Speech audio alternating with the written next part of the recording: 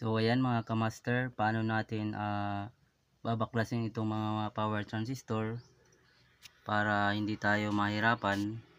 Total itong mga transistor na to, output transistor niya is lahat naman yan good. So papalitan lang ng board niya dahil may kalawang na yung circuit board nito.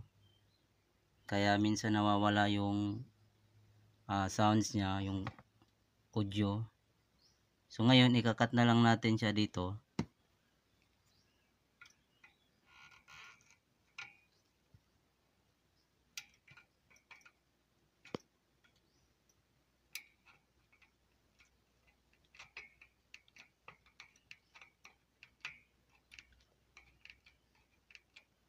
Yan.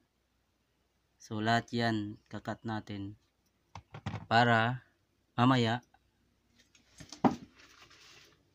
isasalpak na lang natin to dito. Yan. Pero i-check muna natin yung mga transistor niya kung good. Ma-perfect natin na good siya.